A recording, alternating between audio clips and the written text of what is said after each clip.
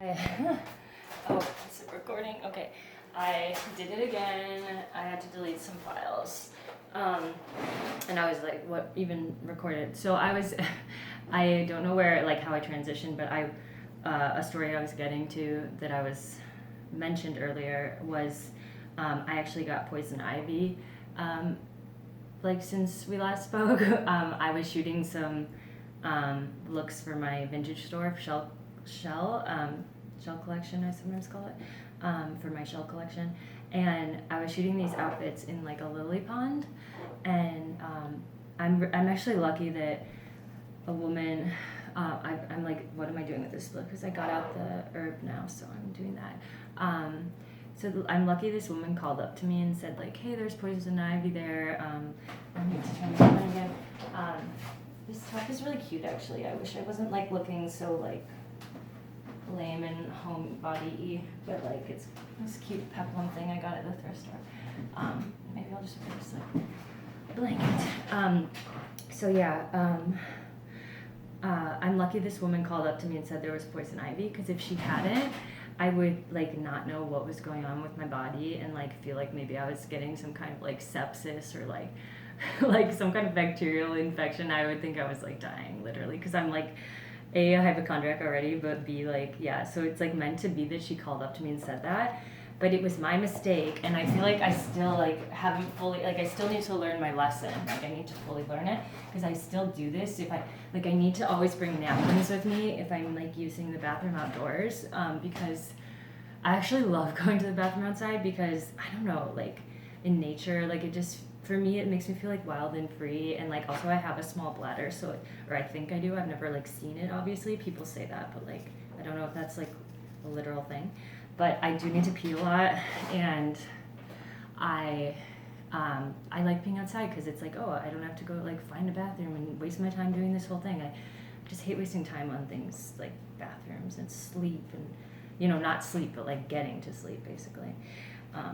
Just the process of wasting time. I'm trying to like figure out how to maximize my time in my life basically. And also like find work that is like not work harder but work smarter type thing. So but yeah, so this woman called up to me, and of course I like waved and like laughed because I'd never gotten poison ivy. So I didn't understand that it was like like serious. Like it's like the chicken pox, but I had that when I was a kid, so I don't quite I remember it was dramatic, but I don't remember how bad it was. But like poison ivy is like just as bad, if not worse, and like it's just like crazy. And for me, like it comes 48 hours after, so you don't even know like you got it or it's happening. But basically I was using leaves, like I didn't have toilet paper, and it just like started to spread. Like it's like every day it would just spread more. You can still see I have like some like not scars, but like leftover like red, almost like someone like burned me, like touched me with like burned fingers. I have like, because it was just all over my body except for my back and my face luckily. But it just kept spreading every day. It would like crawl forward somewhere more, because I think also the itching like spreads it, like it's like the oil under your fingernails. And it's like no joke, like don't get poison ivy. Like be careful, because I'm gonna say, like I really learned my lesson. Like poison ivy isn't some like little rash you get and it's like, oh, a little itch. Like no, it's a full body horrible experience. And like it's so uncomfortable, and it's almost like getting like catching some terrible virus or something, because it's like you can't ignore it. And also you're like kind of like a leper, because like you're covered in crap, and like it's like really intense, like red welts. Like I still have some on my chest, like the remains of it like lingering. God, it was terrible. And so that definitely took a lot of energy out of me. That was just a fun little experience, but I like to think it's like a good lesson for me and also for others. It reminds me of how at the wedding there was this girl who we were running to the airport. I think I told this story maybe, but it just like really made me feel like weird, and I had like a panic attack on the plane after that because of all the like just crazy shit going on and like rushing. But we were like rushing to the airport, and I just went like to go to the bathroom, like squat on the side of this like house where we were picking up my stuff, and like not like on the house, or like it was like the like, like some gravelly situation, and like it's just like a dog peeing. I don't really understand the difference. This girl's like freaking at me, who like was at the party, and she's like, get up, and she was like coming at me like as if she was gonna like tear me from the floor. And so then I stood up because she was like coming towards me, and she was like not even just like I was already peeing, so like just let me finish peeing, what's the difference? No, she like was coming for me, and she was like, and then she kept like trying to talk to me when I was like putting my bags away. She was like, yeah, I'm not normally like this, but you gotta understand, hey, look at me. I was like, Jesus fuck, like I already know you're a fucking bitch, and like you're crazy, and like I don't know, like get your energy away from me. And I also realized that girl that I was talking about, continuation of my last vlog.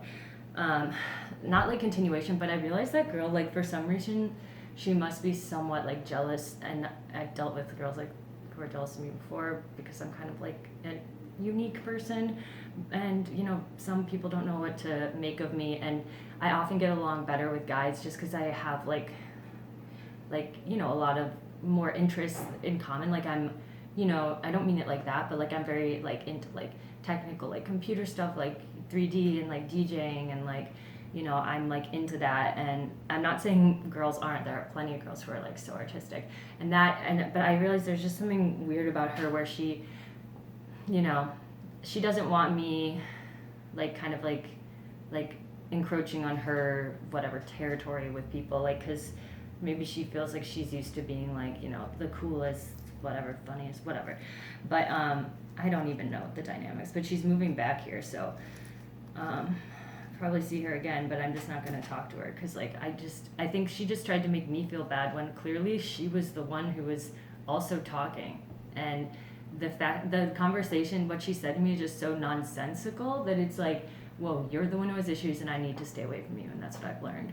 I just can't get involved with someone who's like so misreads me and like so like blame, like directs their like negative energy on someone and like blames them for their bad, like feeling bad about like whatever, but anyway, not into it. But that brings me to another point. So with the stagehand thing, I think one thing that came out of it, whether I continue working often for them or what, this month there's an event coming up, but I think I might have to not go because one of my favorite artists, Petra Inspirescu, is playing like the night before, and it's a 6 a.m. call time. And first of all, I'm not even functional at 6 a.m. Like I just feel like it's like a waste of my energy to like try and do that because it's just gonna feel like shitty no matter what. So I'm just gonna maybe bail, and then I don't know if they're gonna hire me again. But anyway, I did make a friend randomly. I want to see if it's recording. Yay. It's really cool. I feel like that's what kind of the universe like showed me, is like I was going to be put in a situation where I could make friends because I have been calling that in. I've been manifesting friends, just like, I really want to meet people who I can like creatively jam with and just like get me, and I can like, and I actually met someone. I love how it's like sounds like dating, kind of like friendships. It's like, I mean, I guess that's the premise of like I love you man and stuff.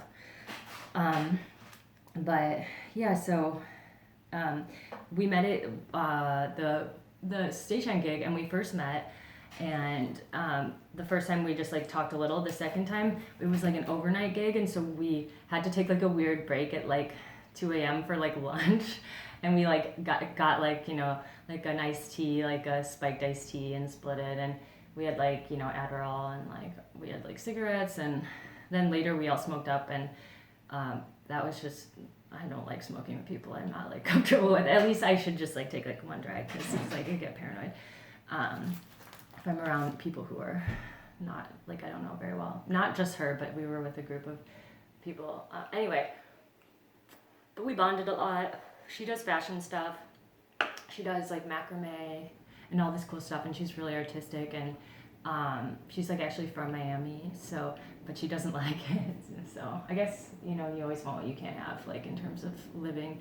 But it just kind of showed me that like, she called me the other day because I asked her if she was working this gig, and she called me and we were just chatting on the phone, and she's like, oh, you should come over and we're gonna like hopefully hang out next week and just like talk about, fashion stuff. Like it would be great for me to have a collaborator for my, brand. Like I don't know if that's what this is gonna be, but There's not even many girls I can talk to about like fashion stuff because that's also like a very specific like kind of interest in a way. Like everyone likes to look cool, but you know, only certain people are like interested in making clothes and like, you know, whatever, the kind of industry of it, the business side.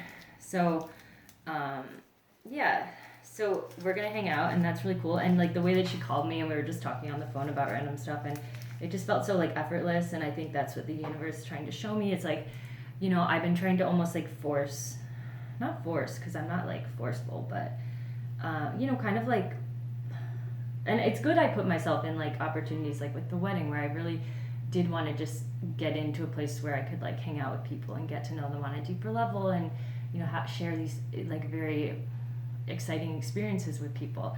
And I'm glad for that. But in terms of like following up with friends and stuff, it's been hard to like after that like really, you know, connect with those people like outside of like parties. Like we've still hung out at parties, but I still feel kind of like not much movement there.